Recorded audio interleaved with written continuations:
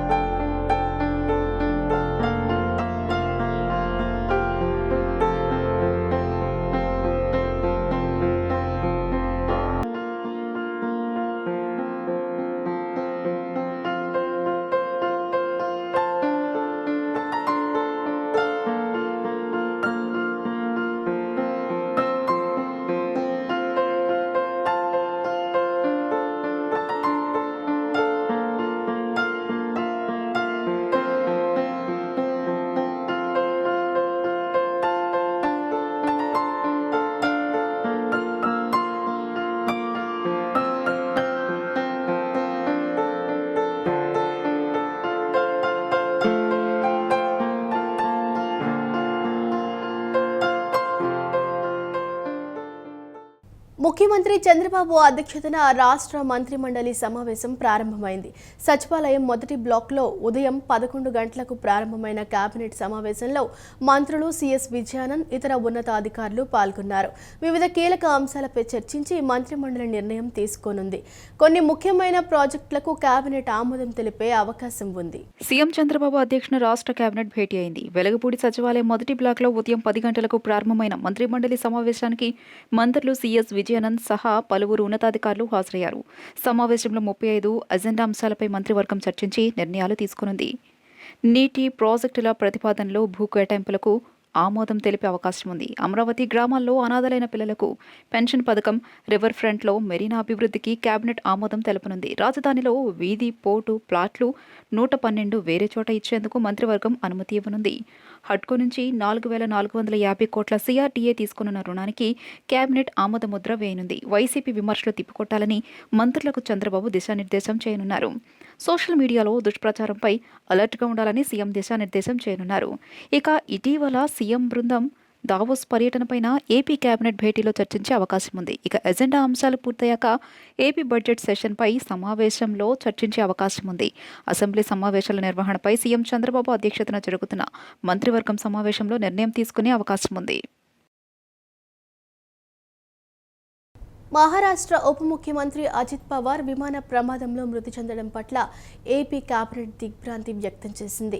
మంత్రివర్గ సమావేశంలో ముఖ్యమంత్రి చంద్రబాబు నాయుడు అజిత్ పవార్ మృతిని ప్రస్తావిస్తూ తీవ్ర విచారం వ్యక్తం చేశారు.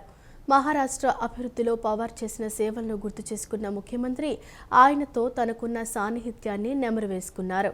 మహారాష్ట్ర ఉప ముఖ్యమంత్రి అజిత్ పవార్ విమాన ప్రమాదంలో మరణించడం పట్ల ఆంధ్రప్రదేశ్ కేబినెట్ తీవ్ర సంతాపం వ్యక్తం చేసింది. అమరావతిలో జరిగిన కేబినెట్ భేటీ ప్రారంభంలోని ముఖ్యమంత్రి చంద్రబాబు నాయుడు ఈ విషాద ఘటనను ప్రస్తావించారు. ముంబై నుంచి బారామతి వెళ్తుండగా జరిగిన ఈ ప్రమాదంలో అజిత్ పవార్తో పాటు మరో 5గురు ప్రాణాలు కోల్పోవడం అత్యంత బాధాకరమని ముఖ్యమంత్రి విచారం వ్యక్తం చేశారు. ఈ సందర్భంగా అజిత్ పవార్తో తనకు ఉన్న పాత పరిచయాన్ని ముఖ్యమంత్రి చంద్రబాబు గుర్తు చేసుకున్నారు. ఆయన అకాల మరణం మహారాష్ట్ర రాజకీయాల్లో ఒక పెద్ద శూన్యాన్ని మిగిల్చిందని వ్యాఖ్యానించారు. అజిత్ పవార్ మృతికి సంతాపం తెలుపుతూ ఆంధ్రప్రదేశ్ కేబినెట్ ఒక ప్రత్యేక తీర్మానాన్ని కూడా ఆమోదించింది. డ్రగ్స్పై చేపట్టిన దండయాత్రలో ప్రజలందరూ భాగస్వాములు కావాలని మంత్రులు అనిత, సత్యకుమార్ పిలుపునిచ్చారు. డ్రగ్స్ మహమ్మారి యువత జీవితాలను సర్వనాశం చేస్తుందని, మత్తు పదార్థాలకు యువత, విద్యార్థులు దూరంగా ఉండాలని సూచించారు. డ్రగ్స్పై మహిళా పోలీసులు చేపట్టిన సైకిల్ యాత్రను విజయవాడలో మంత్రులు ప్రారంభించారు. డ్రగ్స్పై దండయాత్ర పేరుతో విజయవాడలో మహిళా పోలీసులు సైకిల్ యాత్ర ప్రారంభించారు. ఇందిరాగాంధీ మున్సిపల్ మైదానంలో నిర్వహించిన కార్యక్రమానికి హోంమంత్రి వంగలపూడి అనిత, జిల్లా ఇన్ఛార్జ్ మంత్రి Satyakumar Yadav, DGP Harish Kumar Gupta, MP Kesineni Sivanath, MLA Gadde Rammohan, CP SV Rajasekhar Babu, Eagle విభాగం అధిపతి ఆకే రవికృష్ణ, ప్రముఖ వైద్యులు, సమరం తదితరులు పాల్గొన్నారు. ఈ నేపథ్యంలో డ్రగ్స్ మహమ్మారిని అరికడదామని, గంజాయి, డ్రగ్స్ తదితర మత్తు పదార్థాలను రాష్ట్రం నుంచి పారదోలుదామని 5గురు మహిళా పోలీసులు 35 రోజుల పాటు రాష్ట్రంలో 510 కిలోమీటర్లు సైకిల్ యాత్ర చేయబోతున్నారు. 5గురు మహిళా పోలీసులు చేపట్టిన సైకిల్ యాత్రను మంత్రులు, డీజీపీ, ఇతర ప్రజా ప్రతినిధులు జెండా ఊపి లాంఛనంగా ప్రారంభించారు. ఈ సందర్భంగా హోంమంత్రి అనిత మాట్లాడుతూ డ్రగ్స్పై కొన్ని శాఖలు మాత్రమే పోరాటం చేస్తే చాలదని, ప్రజలందరూ ఇందులో భాగస్వాములు కావాలని పిలుపునిచ్చారు.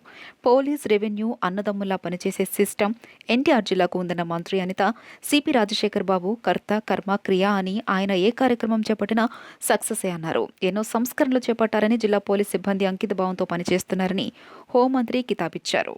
ఈరోజు ఎన్నో ఈగల్ టీంని ఏర్పాటు చేసి ప్రతి స్కూల్లోని కూడా ఒక అవగాహన కార్యక్రమాన్ని ఏర్పాటు చేస్తున్నాం.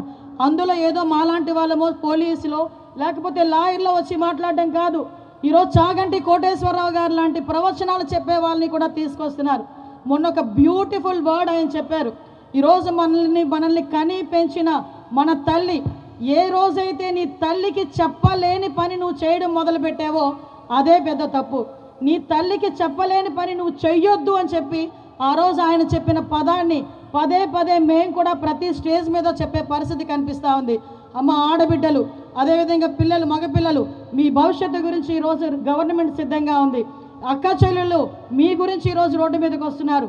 మొన్న రీసెంట్గా విశాఖపట్నం రీజియన్లో పాయకరావుపేట నుంచి ఇచ్చాపురం వరకు కూడా అభ్యుదయ యాత్ర అని చెప్పి 20 మంది కానిస్టేబుల్స్ సుమారుగా 73 రోజుల పైన 1300 కిలోమీటర్లు ఇలాగే సైకిల్ యాత్ర చేసి 501 గ్రామాల్లో అవేర్నెస్ ప్రోగ్రామ్ క్రియేట్ చేశారు.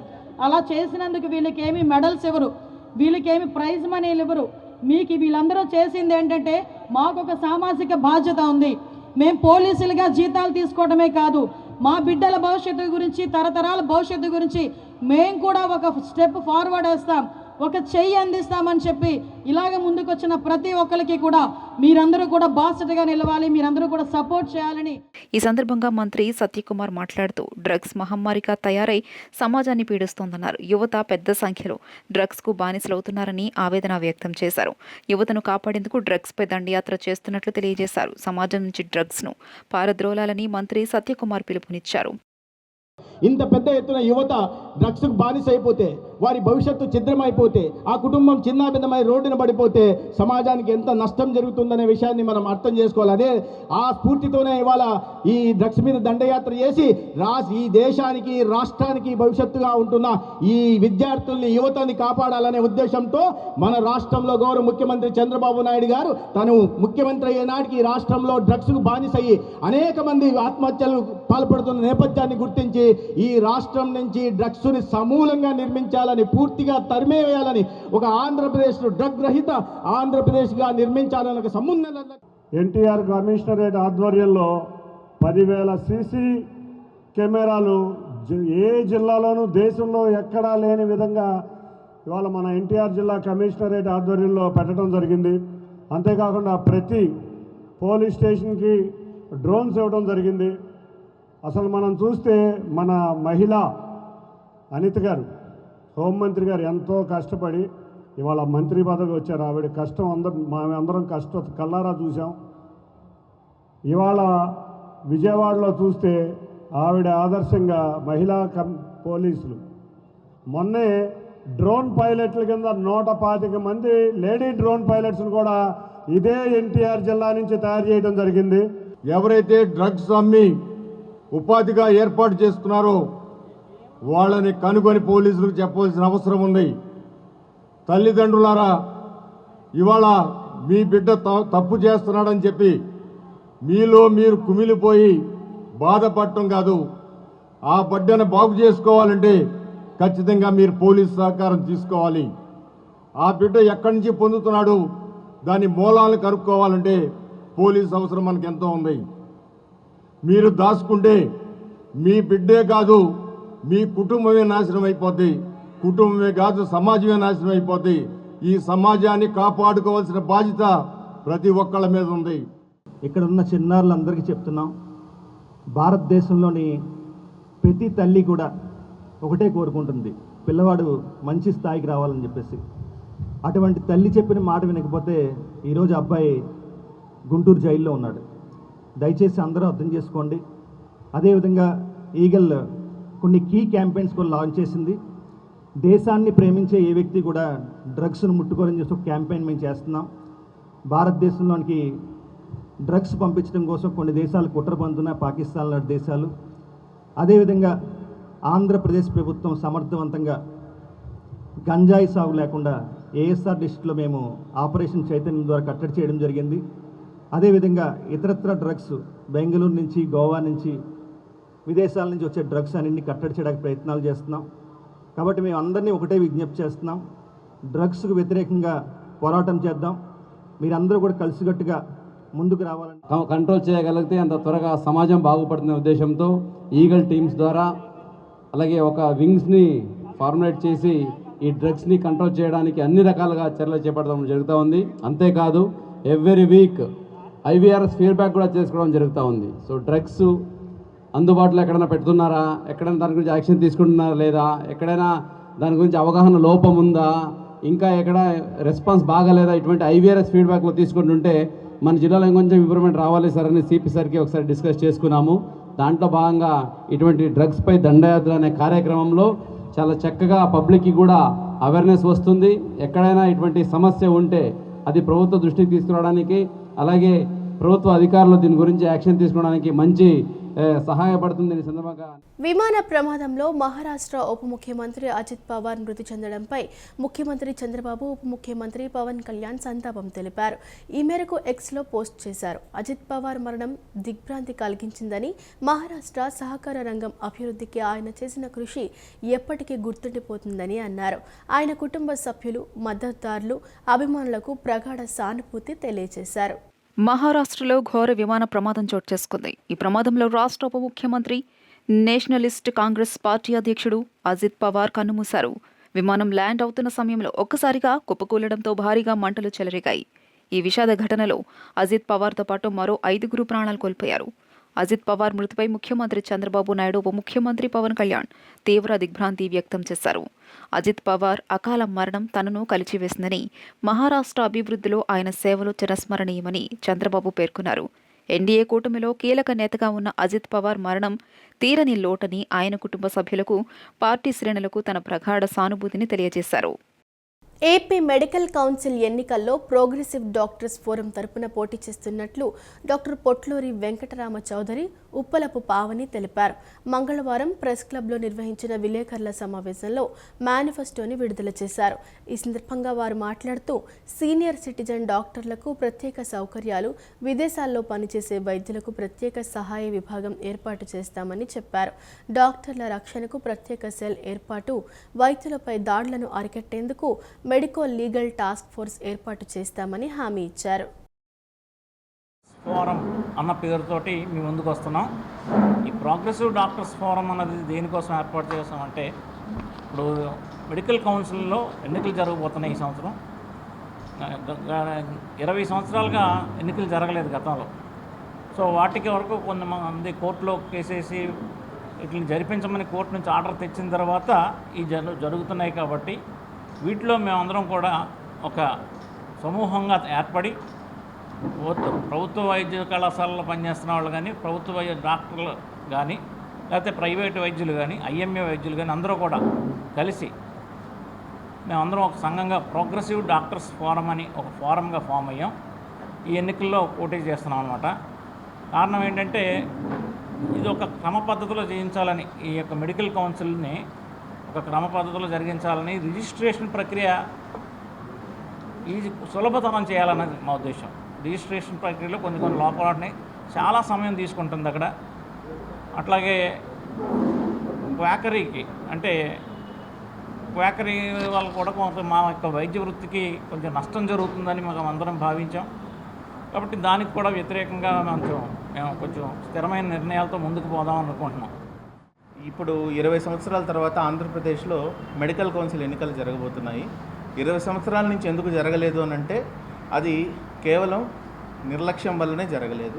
అది ఇటు మా డాక్టర్ సైడ్ నుంచి కావచ్చు, అటు మిగతా వాళ్ళ సైడ్ నుంచి కావచ్చు, పట్టించుకోలేదు ఎవరు. ఒక ప్యానెల్, నామినేటెడ్ ప్యానెల్ ఎన్నుకుంటారు. ఆ నామినేటెడ్ ప్యానెలే సంవత్సరాల తరబడి వాళ్ళే చేస్తూ అక్కడ రిజిస్ట్రేషన్ ప్రాసెస్ కఠినత్వం కానీ, లేకపోతే ఇందాక సార్ చెప్పినట్టుగా మిగతా విషయాలు కానీ, ఎగ్జాంపుల్ మన ఆంధ్రప్రదేశ్ స్టేట్లో గవర్నమెంట్ కావచ్చు, నాన్ గవర్నమెంట్ కావచ్చు, డాక్టర్స్ అనేవాళ్ళు క్వాలిఫైడ్ రిజిస్టర్డ్ మెడికల్ ప్రాక్టీషనర్స్ ఎవరైతే ఉన్నారో, క్వాలిఫైడ్ డాక్టర్స్ దాదాపు లక్షల్లో ఉన్నారండి. కానీ టోటల్గా ఇప్పుడు ప్రజెంట్ ఆంధ్రప్రదేశ్ మెడికల్ కౌన్సిల్లో రిజిస్టర్డ్ డాక్టర్స్ ఎంతమంది ఉన్నారు అంటే జస్ట్ 55,000 మంది మాత్రమే ఉన్నారు. దానికే ఈ కొలమానం. మేము ఎందుకు చెప్తున్నామనంటే, లక్షలు, ఒక 5-6 లక్షల్లో ఉండే డాక్టర్స్ రిజిస్టర్ కూడా చేసుకోకుండా, ఎందుకు వల్ల అనంటే ఈ కఠినమైన ప్రాసెస్ కావచ్చు, దానికి సంబంధించిన ఫీజులు కావచ్చు. దాదాపు 20 సంవత్సరాల తర్వాత ఏపీ మెడికల్ కౌన్సిల్ ఎలక్షన్స్ జరుగుతున్నాయి. ఇన్ని రోజులు మన చేతిలో లేని ఆయుధం ఈరోజు మన చేతికి వచ్చింది. ఓటు అనేది మీ అందరికీ తెలుసు ఎంత ముఖ్యమో. డెమోక్రటిక్గా మనం ఎంత ముందుకెళ్ళాలి అంటే అందరి హక్కుల్ని పరిరక్షించే విధంగా ఓటింగ్ సిస్టమ్ అనేది ఉండాలి. కానీ 20 ఏళ్ళుగా, గత 20 సంవత్సరాలుగా ఏపీ మెడికల్ కౌన్సిల్లో ఒక ఎలక్షను జరగలేదు. ప్రతి వాళ్ళు నామినేటెడ్గా వచ్చారు. అలాగే ఎక్కడ డాక్టర్స్ యొక్క ఇబ్బందులు కానీ, వాళ్ళు ఎదుర్కొంటున్న విపరీతమైన హింసకు కూడా గురవుతున్నారు డాక్టర్స్. ఎక్కడ సేఫ్టీ తగ్గిపోతుంది. మీరు రోజు చూసినారు, మీ మీడియాలో ఎక్కడ చూసినా ఫలానా హాస్పిటల్లో వైద్యం ఎప్పుడైనా సరే ప్రతి డాక్టరు తన పేషెంట్ని కాపాడటానికి 100% కష్టపడతాడు. ఎక్కడైనా సరే అన్ఫార్చునేట్ ఈవెంట్స్ జరిగినప్పుడు డాక్టర్ని బ్లేమ్ చేయటము, కన్స్యూమర్ ఫామ్కి తీసుకెళ్ళడము జరుగుతుంది.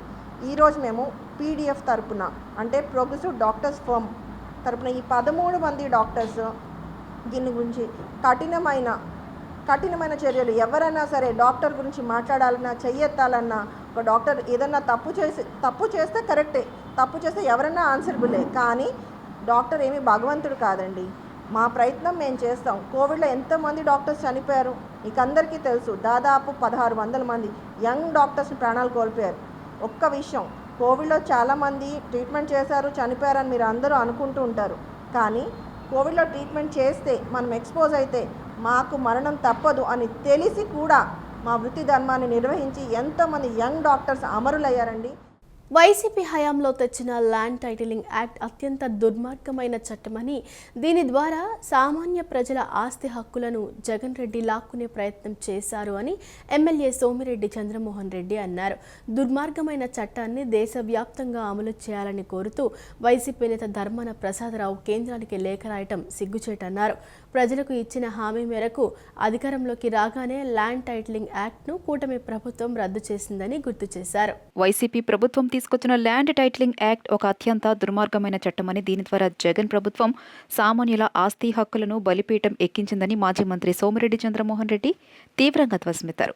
ప్రజలకు ఇచ్చిన హామీ మేరకు కూటమి ప్రభుత్వం ఈ చట్టాన్ని రద్దు చేసిందని, దీనిపై మాజీ మంత్రి ధర్మాన ప్రసాదరావు కేంద్రానికి లేఖ రాయడం సిగ్గుచేటని విమర్శించారు. మంగళవారం టీడీపీ కేంద్ర కార్యాలయంలో నిర్వహించిన మీడియా సమావేశంలో ఆయన మాట్లాడారు. నీతి ఆయోగ్ సూచనలకు విరుద్ధంగా వైసీపీ ప్రభుత్వం ప్రజల హక్కులను హరించేలా చట్టంలో మార్పులు చేసిందని సోమిరెడ్డి ఆరోపించారు.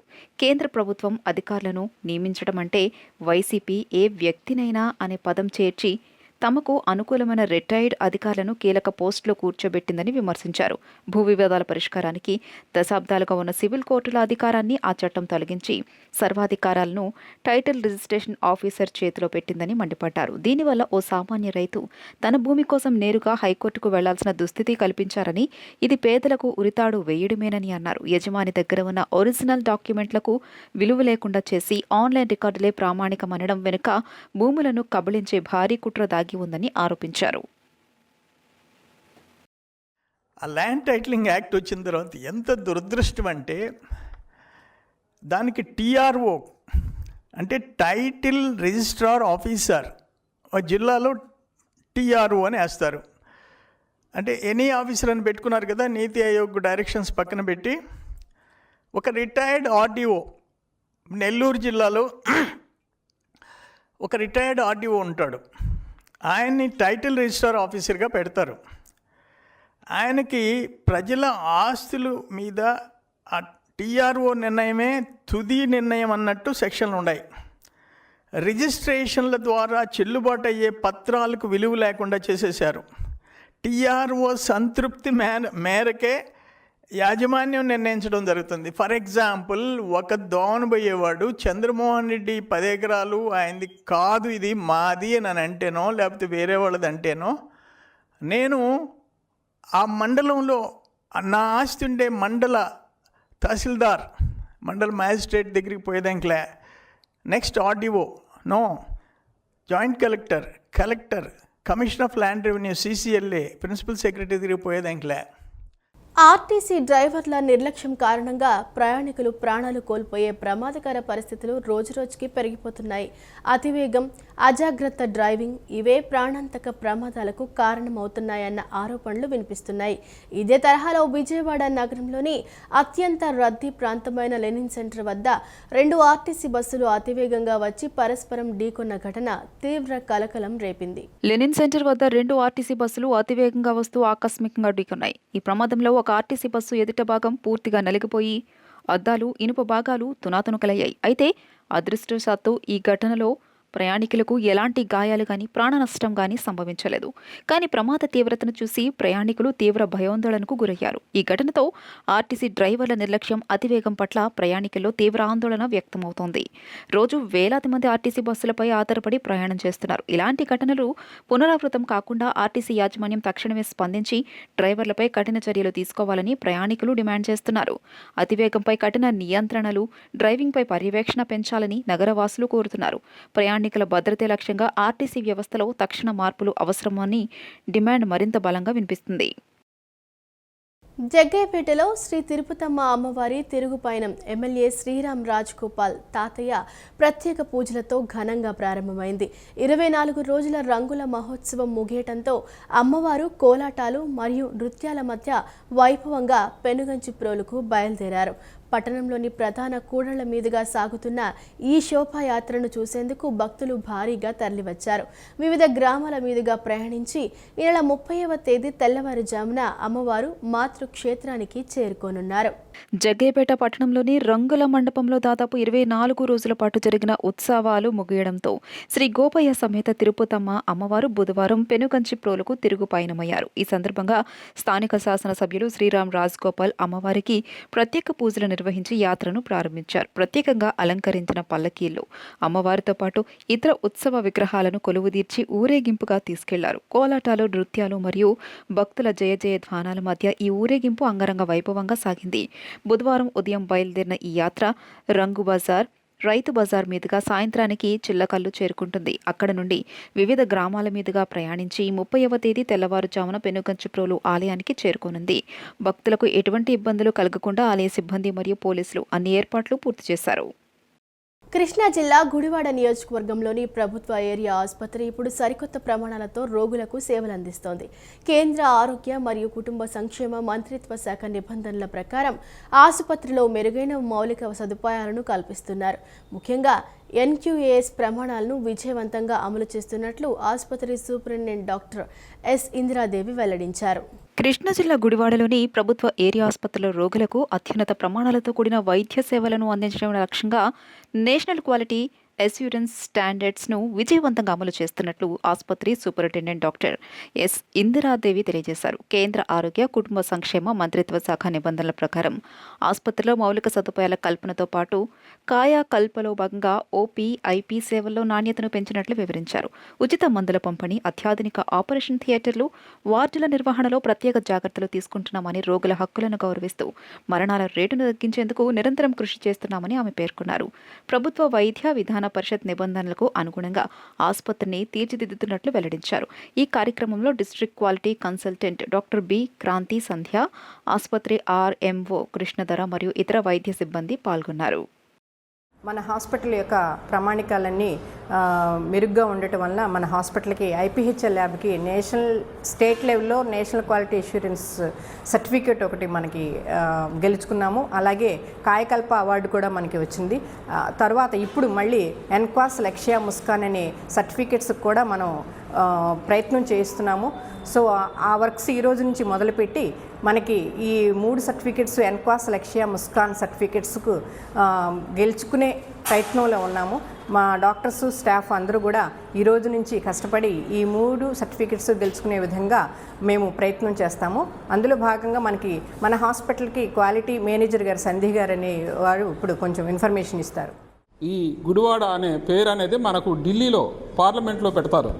నేషనల్ క్వాలిటీ సర్టిఫికేట్ పొందినటువంటి లిస్టులో మన బోర్డు కూడా గుడివాడ అక్కడ ఉండి అక్కడి నుంచి మనకు ప్రతి సంవత్సరం వాళ్ళు ఏంటంటే 10 లక్షల నుంచి 15 లక్షల వరకు అలా 3 సార్లు ఇస్తారు. అంటే 3 సార్లు వచ్చింది అనుకోండి 30 లక్షలు రావచ్చు, అది 45 లక్షలు రావచ్చు. మళ్ళీ రీవాల్యుయేషన్ చేసుకొని మళ్ళీ నెక్స్ట్ మనం సెలెక్ట్ అయ్యామనుకోండి అప్పుడు కూడా మనకు మళ్ళీ డబ్బులు రావచ్చు. ఆ డబ్బులతో మనం ఇంకా ఈ వార్త ఇంతటితో సమాప్తం. నమస్కారం.